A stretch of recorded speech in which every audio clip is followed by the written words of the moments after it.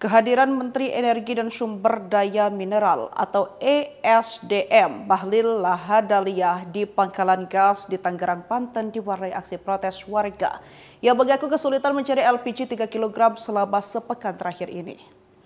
Warga bernama Effendi tiba-tiba mengamuk dan melakukan aksi protes sembari teriak membawa tabung gas 3 kg yang kosong di pangkalan LPG Budi Setiawan Jalan Palem Raya, Cibodasari, Kota Tangerang, Selasa 4 Februari 2025. Ia menyebut jangan bikin susah warga dan jangan bikin kebijakan yang menyusahkan warga sehingga membuat anak istrinya kelaparan. Bahkan saking kesalnya, ia menyindir akal sehat agar terus dijalankan. Warga tersebut sempat dipisahkan dan dijauhkan dari kerumunan oleh petugas TNI dan juga polisi.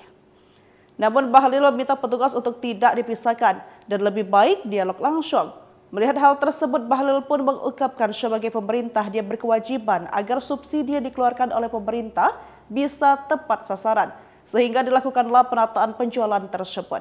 Dialog pun disudahi, Bahlil meninggalkan lokasi pangkalan agen gas 3 kg. Sementara Effendi masih ditenangkan oleh petugas gabungan, sembari ada petugas lain mengambil gas kosong dan dibelikan dengan gas baru yang terisi.